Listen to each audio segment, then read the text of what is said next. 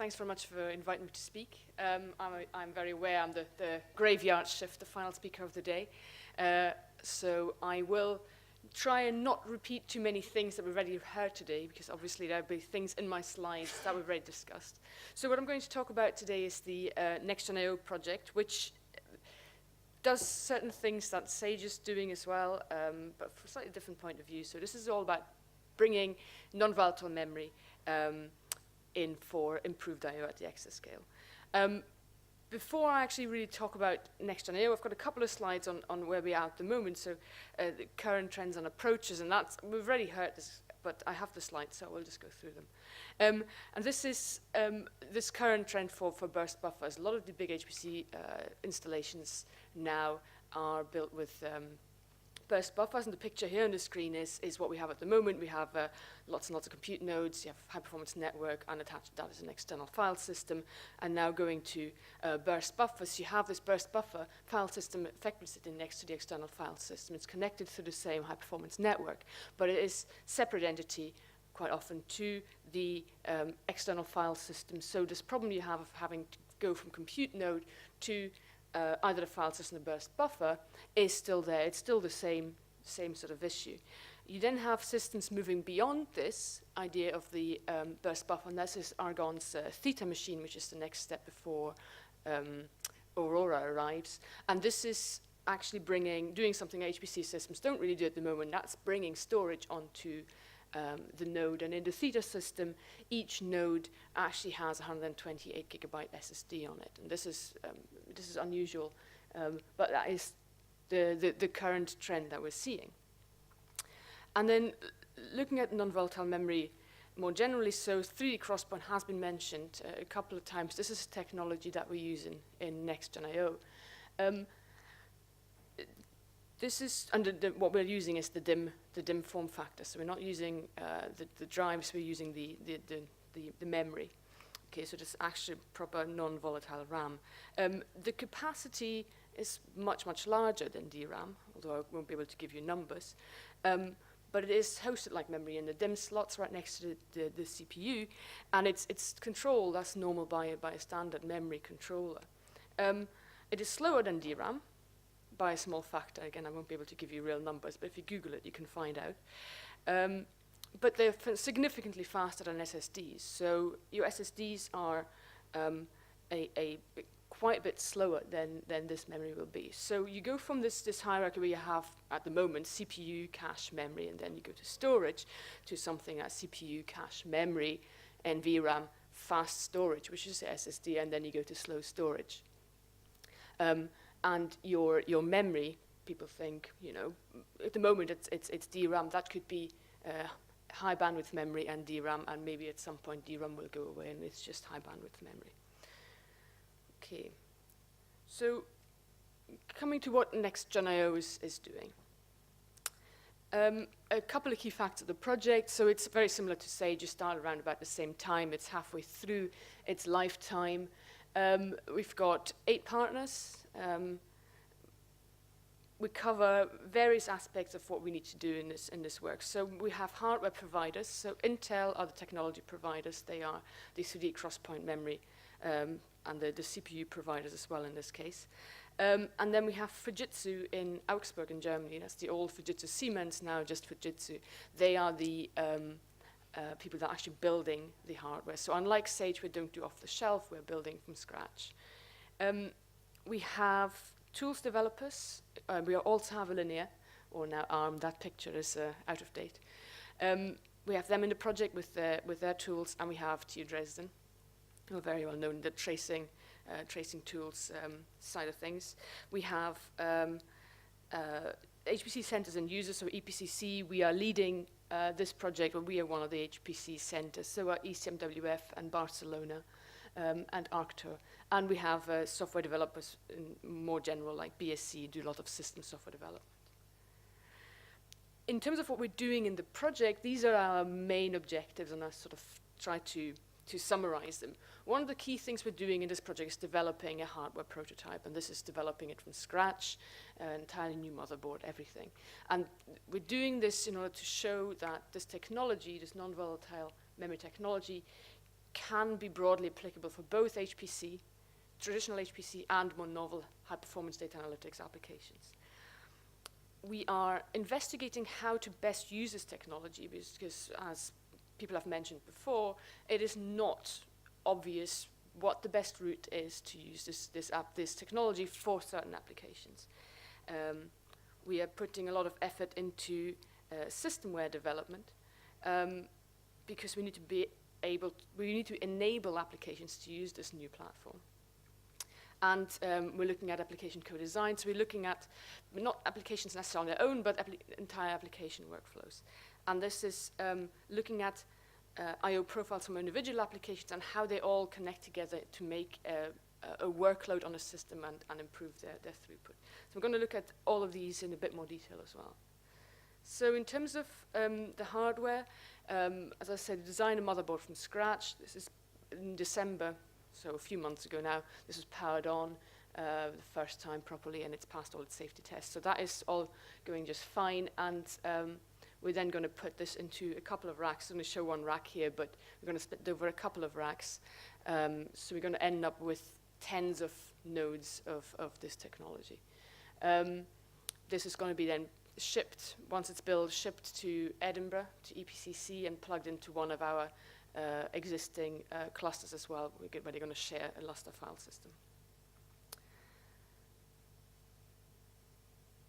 In terms of systemware, so this is a very important bit. One of the key goals of our project is that applications must be able to run on the platform without making any changes to them, and they must see performance improvement. And when I say must see performance improvement, really means they must not run slower. And it'd be very disappointing if a new Intel processor on its own wouldn't provide some sort of performance benefit.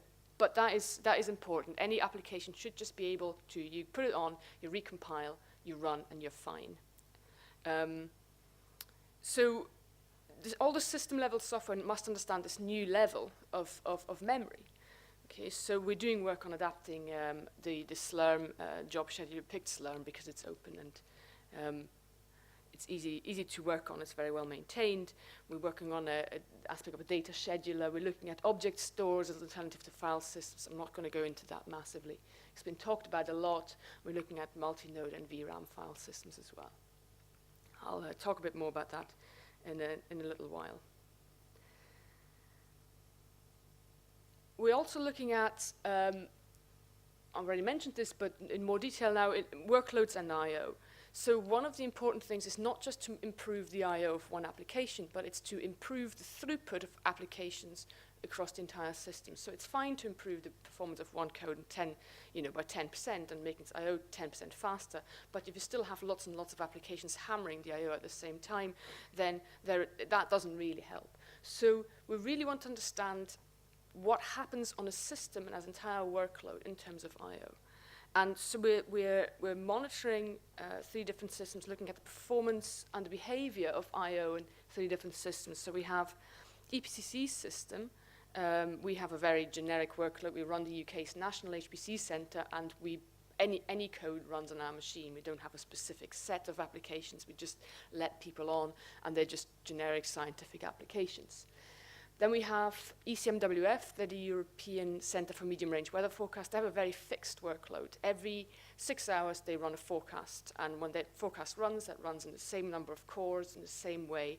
And they have some research jobs filling in between them, but they have a production workload that is very fixed. It's the same in 6-hour cycles. So they know exactly what happens at 11 o'clock in the morning on their system, for instance. And then the third one we have is Arctur. They're a commercial HPC provider from Slovenia. They are very different again because they may sell their entire system to an engineering company for a month who run bioinformatics company, and they run bioinformatics code or engineering codes. And then the next month they may sell it to somebody hosting web services. So very, very different workloads again. And using the information we get, we're working on this I/O workload simulator where we take an entire workload from a span of time, and we condense the information from that workload into a benchmark that simulates, that represents an entire workload. So basically we shrink the entire application set, the entire workload, down into a small-ish benchmark, and you can then deploy that in an HPC system. You can scale it up, scale it down to whatever size you need. But the applications are using clever machine learning techniques that I don't really understand, but they are taking the entire workload and shrinking them down. The other aspect that we're doing is to create a simulator of the workload schedule, so that if you come up with a new clever policy for your scheduler, you don't have to go and implement it on your system and actually deploy it, but you do this in a simulator that you run on your laptop, and you say, actually now, my new policy will be all jobs submitted by Michele will run immediately, okay? And rather than doing this on your real system, you do it in a simulator and you see what the impact is on the entire throughput. So just show you what the workload looks like on something like our generic HPC system. So this is, we have multiple file systems. This is a file system that is used by our climate modelers. They have their own file systems because they're quite disruptive to other people in terms of writing files, not in general. At the top, you have the actual throughput for this file system, with the top above 0 is read and below 0 is write. And at the bottom, you have the plot for metadata. So you can maybe see, possibly not, but at the bottom, you can see lots of spikes, very regular write spikes. And you'll also see on the right-hand side that about 2.5 times more data is written than is read. And this is one 24-hour period on this single file system on our system. So there's a lot going on in terms of writing to disk, writing back to Lustre. In terms of metadata, not that much is going on.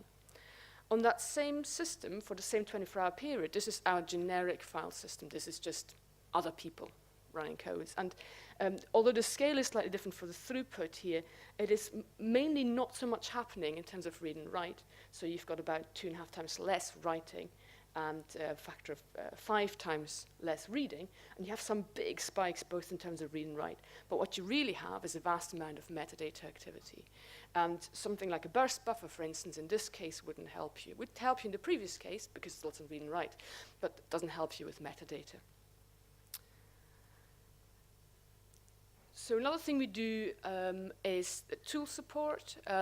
Here, all the tools, your debugging tools, your profiling tools, and so on, need to know that there's a new level of memory, okay, between your DRAM and your disk. They need to understand that you can have this memory.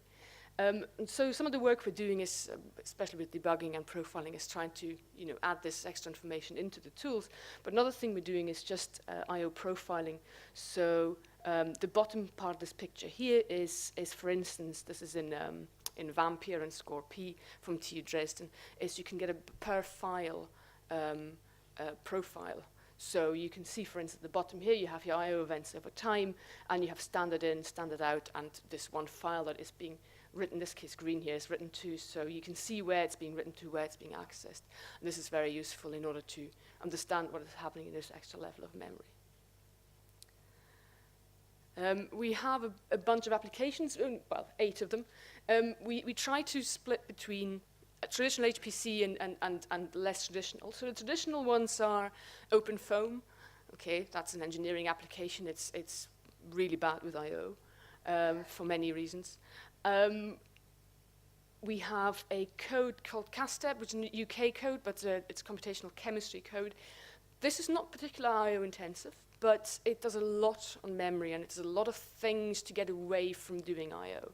So the idea here is to see whether an application that isn't particularly hammered by I/O at the moment, but is playing lots of tricks with memory and so on, can maybe benefit on this platform as well. We then have IFS, that is the weather forecasting application from ECMWF. And then we have Monk. This is a cloud modeling code. When I talk cloud, I mean cloud in the sky, not computational cloud.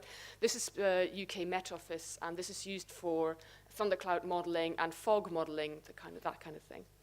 The more novel uses are things like we use Osprey. This is ray tracing and the rendering engine. So here we're going to do things like use output from Monk of clouds to do some ray tracing over thunderclouds, for instance. So you get nice 3D visualizations of thunderclouds. Halvade is a genome sequencing code that relies on Hadoop and HDFS. And then Tiramisu and K-means are both deep learning, machine learning applications. So they're more the non-traditional side. And the hope is that we can, for all of these, demonstrate the benefit. So I'm going to talk about usage models now, and what the project does a lot, because we're building the platform from scratch, and nobody has used this technology before. A lot of things in this project are basically thinking about what can we do with this particular technology, what would we maybe want to do in the future, what can we do now, what can we do immediately, what are weird and wacky things that you may try and experiment with when you have your hands on this. So the 3D crosspoint in VRAM in general, there are different ways of using it, okay? The first one is to just use it as memory. And the important thing here is that if you just use it as memory, it is volatile, okay? It may be NVRAM, but when you turn the power off and you turn it back on again, the data isn't there any longer, okay? So it is normal DRAM, but slower and much larger. That is just a memory usage model. Another model is the classic storage model, where you make it persistent, okay? But you just use it like a classic block device, so you can basically use this technology as a very fast SSD. So those are your two extremes, either slow main memory or very fast SSD. Or you can do application direct, or basically, application direct usage model, where you directly do CPU loads and stores into persistent memory as well. So those things combined, if you combine those, and you can have different parts of your NVRAM acting in different ways, that makes a very interesting usage models. So top left, you have your classic file system, that's what we have at the moment. And down here, bottom right, you have all your compute nodes have memory in them, but they also have NVRAM in them. So basically, when you have this, you can just look at this as a bunch of PCs connected via a network, obviously high-performance PCs, but you can effectively do away with your file system if you wanted to. I'm not saying you should. So one caveat about all this, these are things you can do. These are not necessarily sensible things to do, right? Those are two very different things. These are just things that you may want to experiment with, okay?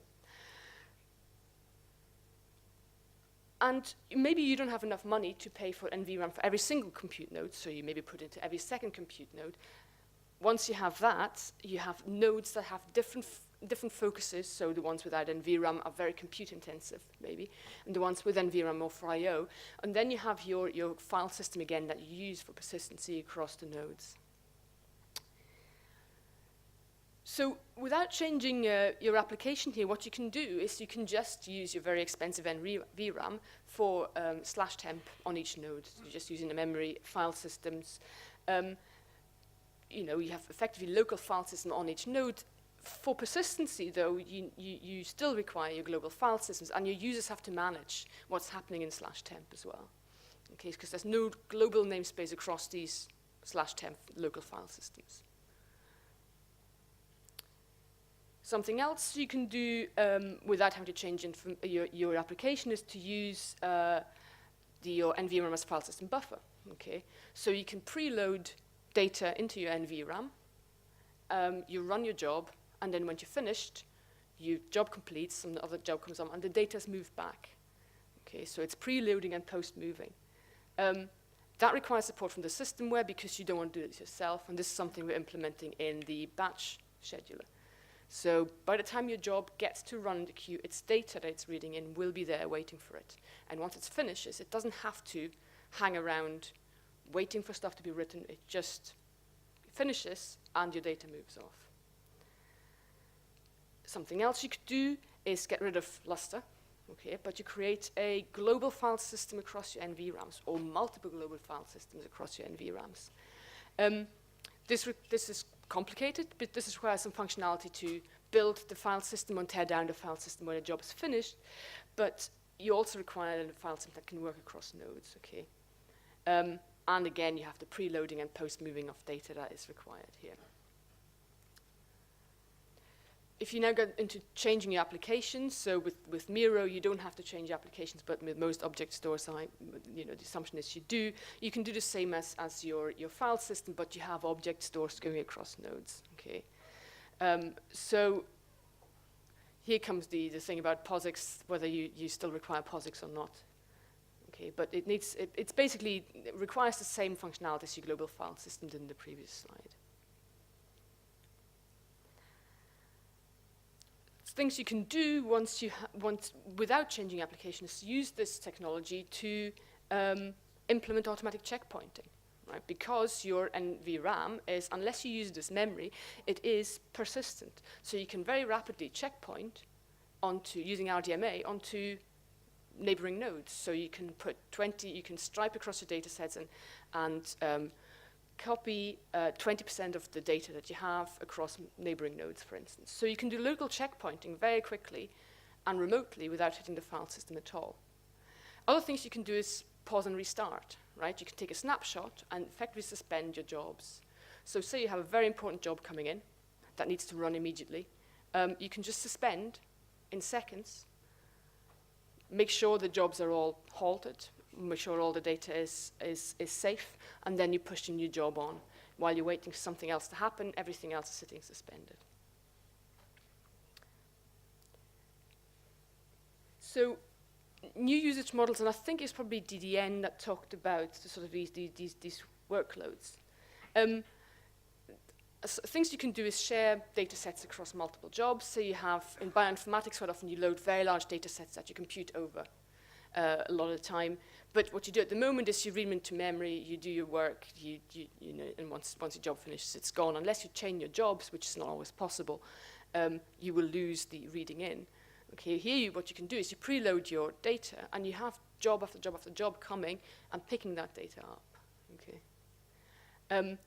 Of course, control access, security, and so on are issues here that need to be solved, but they are entirely solvable. You just need to be, need to do the work around them. There's also the workflow to produce a consumer model. You have a job reading a data and creating an output file, the next job coming along, picking it up, and so on and so on. You have to produce a consumer model. At the moment, that would have to go via the file system. If you have NVRAM, you don't have to do that. You can just leave it sitting where it is. So you remove the file system entirely from these things. Another workflow, and this is for people that have used OpenFOAM, this will look familiar. OpenFOAM is one of these things that run the serial job, followed by a parallel job, followed by a serial job, followed by a serial job, followed by other jobs.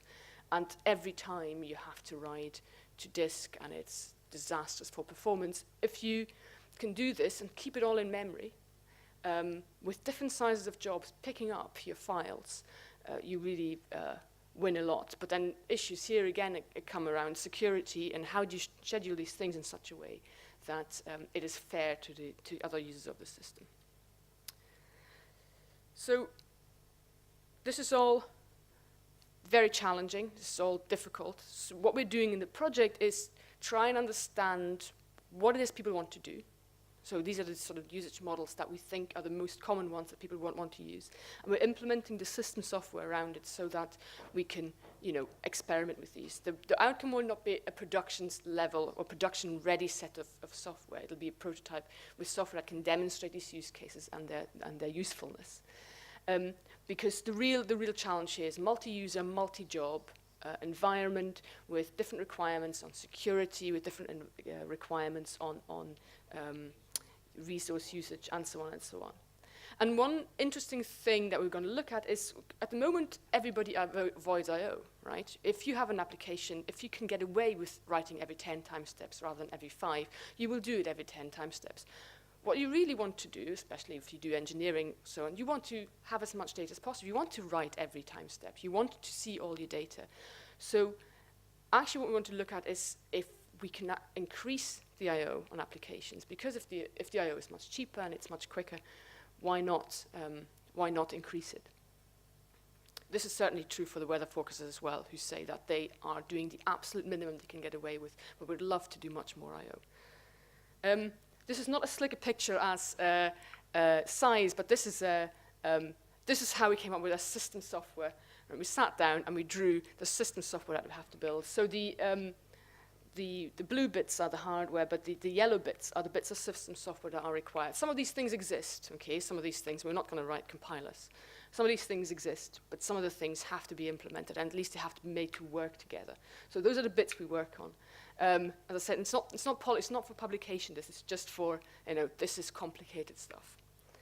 In the interest of time, I'm going to skip the last two. Basically, we have lots of success metrics that we have to adhere to, and they're quite strict. And every time I look at them, I'm quietly confident. But with that, I'd like to finish.